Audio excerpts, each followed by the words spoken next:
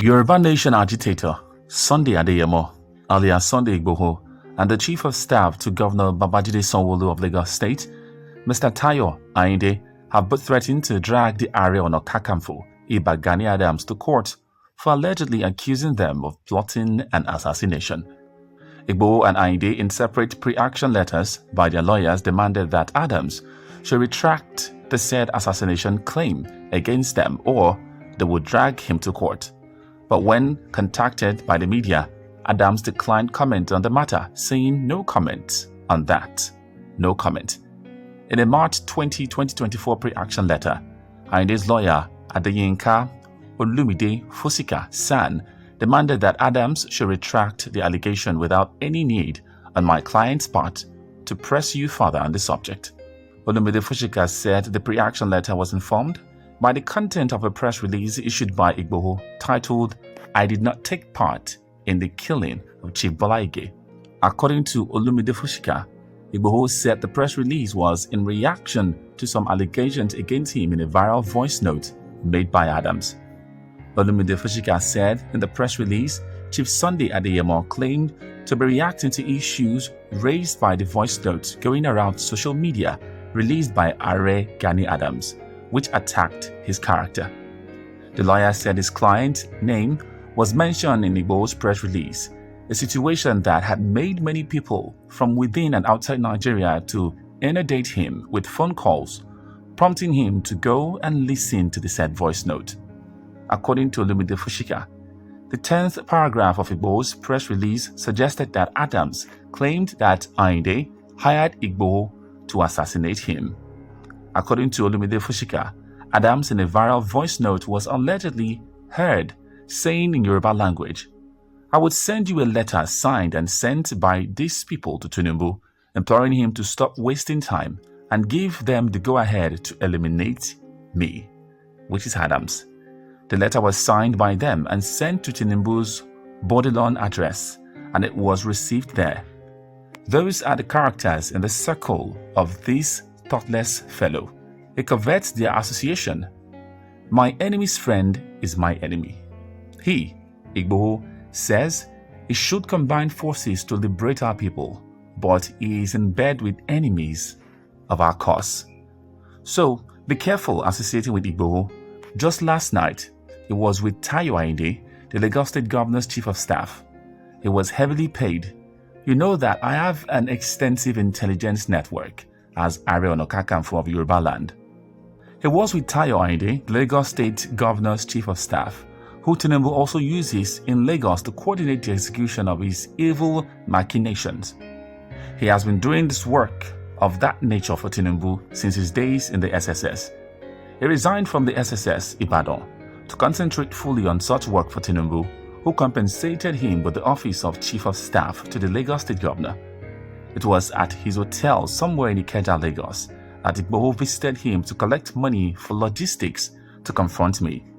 Igboho left Ibadan at about midnight to attend this meeting, which ended at about 2:45 a.m. Tayo Ayinde gave 45 million naira in cash to Igboho for the operation, thus charging Igboho to the tune of 5 million naira out of the 50 million naira purse provided by Tinubu.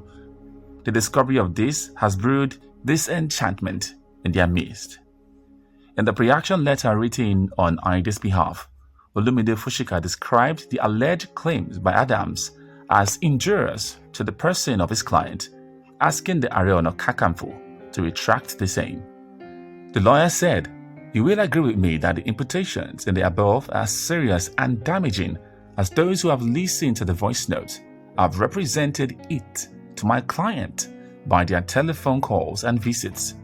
It includes that my client is complicit in a conspiracy to murder you, Adams, and is in fact the coordinator of the phantom operation. Given your own experience in life, I'm sure you will appreciate how painful it is to be unjustly accused, as you have done in this instance against my client." The lawyer added, "My instructions are therefore to respectfully demand that you retract the false and wicked allegation, either through another voice note to go round the same social media or by a press release referencing an recanting the allegation. I do believe that this gentlemanly request will be voluntarily heeded by you without any on my client's part to press you further on the subject. On his part, Igboho, in a letter by his lawyer, J.A. Sanusi, dated March 18, 2024, addressed to Adams, stated that he had been inundated with several calls over the unfortunate lies peddled by Adams against him.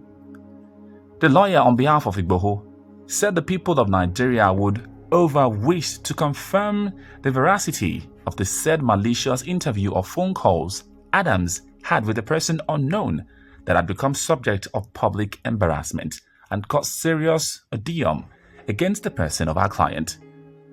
The letter, which asked Adams to retract the allegations, also demanded the sum of 500 million naira in compensation. It partly read, "You, Adams, are aware that there is an audio clip which is presently going viral on all new media platforms where you have alleged the following against our client, Sundayigboho. That our client is an assassin who used to work for His Excellency Bola Ahmed Tinubu, President of the Federal Republic of Nigeria. That our client is rumored to be one of the persons that assassinated the late Chief Bola Ige San together with one Frayo. That our client was involved in a series of murder cases but escaped prosecution as a result of his political connection. That our client received the sum of 45 million naira sometime in 2022 to carry out some dirty works for His Excellency President Bola Ahmed Tinubu, GCFR, and that our client swindled Nigerians in diaspora for a fake self-determination agenda of the Yoruba race. Sanusi said Igboho wished to inform Adams that the malicious lies against our client only exist in the figment of your imagination, as our client is a law-abiding citizen whose only offense at the time was to protect the interest of the Yoruba race, a responsibility which you were ordinarily saddled to discharge but failed to do so. He stressed that the false outburst had not only caused embarrassment but also economic losses to Igboho.